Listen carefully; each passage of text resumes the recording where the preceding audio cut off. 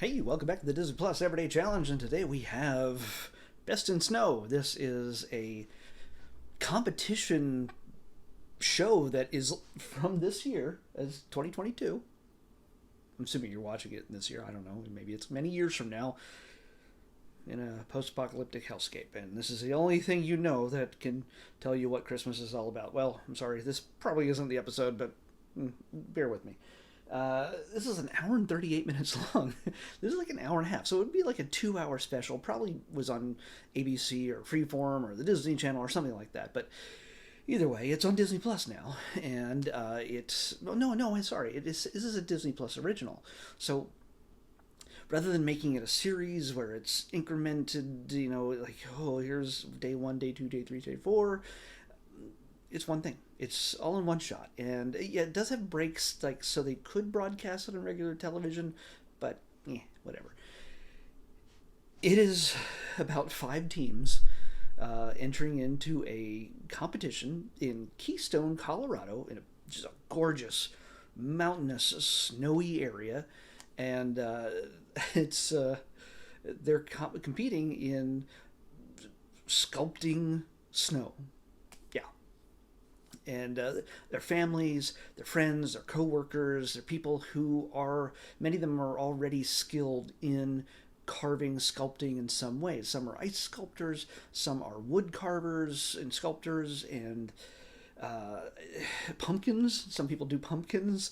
So they have different disciplines already, but none of them work specifically in snow. So nobody has a real major advantage over anyone else. But they do have assistants who are skilled carvers, sculptors in snow to work with them. They each have a design picked out based on something in the Disney multiverse, something that owned by Disney, and that's inspired by a Disney thing. So each of these teams just show up. There's like 4 or 5 in a team, I guess, and you get to see their stories. You get to see who they are, what they're about, and what they're about to sculpt. And you get to see. I thought it was kind of strange at first that they showed us what a 3D representation of what they're planning on was going to be. As like, oh, that gives away the ending. Well, no, because honestly, they're not going to match what that 3D sculpture, that concept art, it's not going to match it exactly. So don't expect that. When you see those things, you're like, well, that's a pretty great Lion King or Muppets or whatever. No, it's not going to be that because they're human, and they got to work with the elements. It's sometimes a little warmer than they really want it to be. Sometimes it's super cold, and they got to work all night just to get some stuff done. So yeah, but they do some intricate things, some things that are pretty dang amazing. The 5 different themes that they chose, I don't want to really ruin this, but yeah, I mean, you can sort of see it there. One is Muppets Christmas Carol, and one is The Lion King, as I said. One is Guardians of the Galaxy, with Rocket and Groot. The other one is Coco. And what is the fifth one? Well, I can't remember the fifth one. It was very good. Oh, Moana. So, yeah, and they're different. Some of these people are. Oh, they even sculpt in glass, and seriously, and they also kind of group them according to just different types of families or groupings. So, it's a very multicultural, type of family situation here. So there's a lot of different people in this that it's not just a bunch of white folks in the snow. Nobody wants that.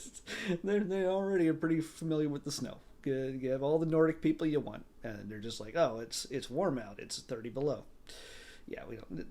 That would be interesting. So anyway, it's a good chunk of people that you get to see their personalities, and they have very different personalities. Some of them talk big, some of them are just they're more strategic, and some of them are just like, oh, this is kind of overwhelming. So yeah, you get to see everything evolve. You get to see setbacks, and also it's overseen by the mayor of Snow Globe Town or something like that, Titus Burgess. Oh man, I know his name. I just never say his name out loud. Titus is he's got a big voice.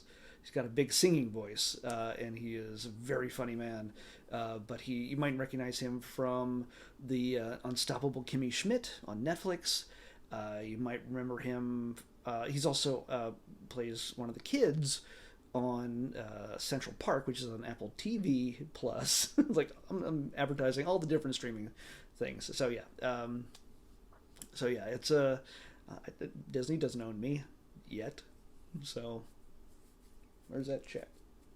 But yeah, so yeah, they're he has a certain energy though that only certain people can handle because he is very.